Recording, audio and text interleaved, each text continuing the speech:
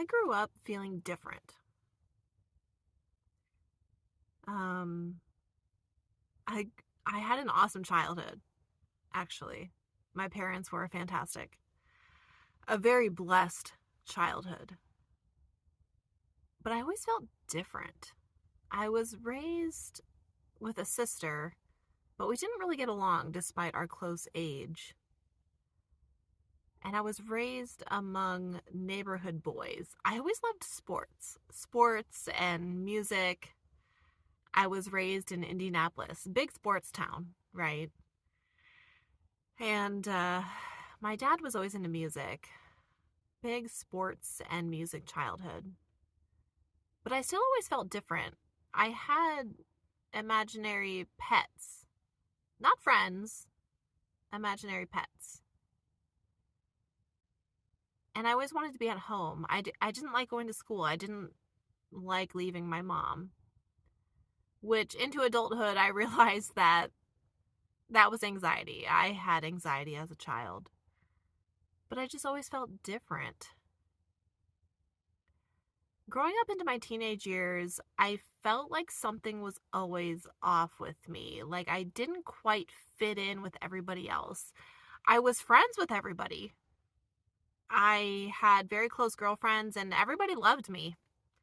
Like in middle school and high school, the jocks, the nerds, the geeks, the athletes, everybody liked me. I had friends in every group, I suppose. But I just didn't quite fit in one particular group. Into my teenage years, I really struggled because my parents were going through a divorce and I was having a lot of issues within myself. And I'm a millennial and I'm 34. So I graduated high school in 2006 when it was like, go to college or don't succeed, right? But I never had a drive to go to college.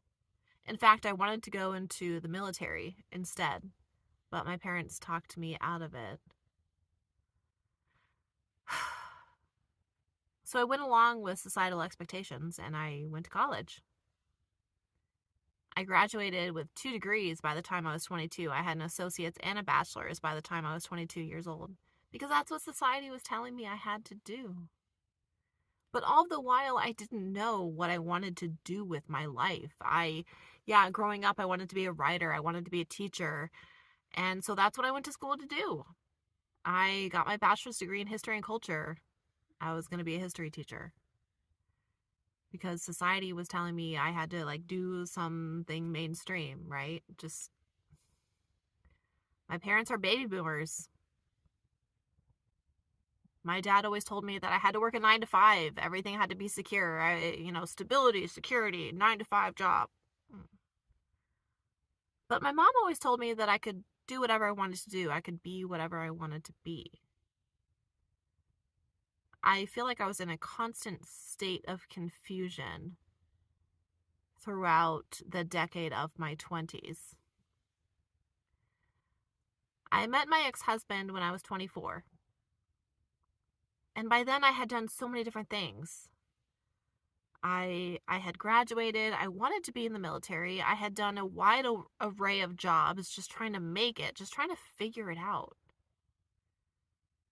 I was playing video games. I was playing the drums. I was racing cars. I was modeling. I was doing all these different things. But I could not find myself. And my boyfriend at the time, who became my fiance, who became my husband, who became my ex-husband, was a drug addict and an alcoholic. And boy, did he put me through some shit, y'all.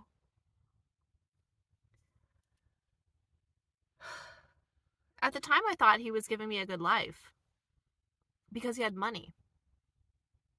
And because he had money, so did I.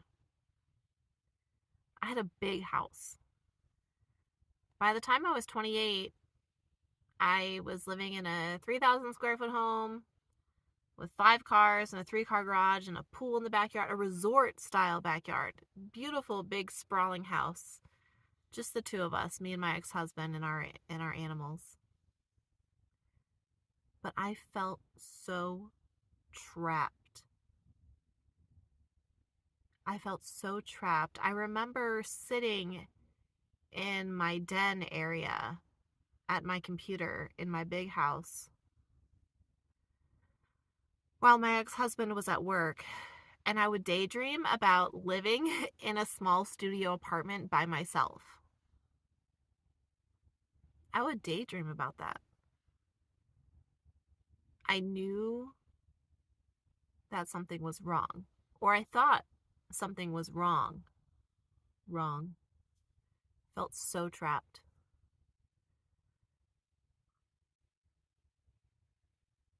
So in 2018, I took a risk and I left. I left because I was like, you know what? Something is not right here. Something's not right. I endured a lot from being married to an alcoholic, but I think the biggest part was the fact that I felt so trapped in what other people crave. People crave a big house. People crave a pool in their backyard. People crave owning 5 cars. But it was the bane of my absolute existence.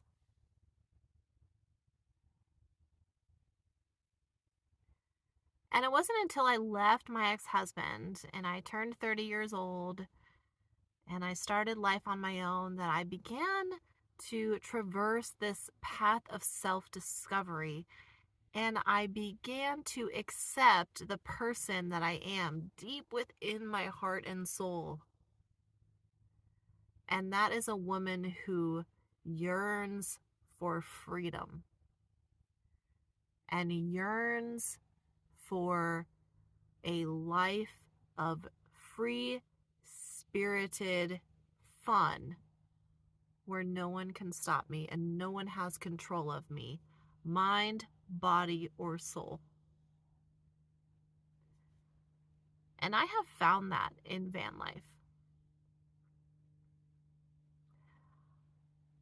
I never realized, although I had dreams of RVing as a child, oh my gosh, I wanted an RV so bad as a little girl. But I had no idea that this sort of lifestyle would bring me the freedom and happiness that I had always craved.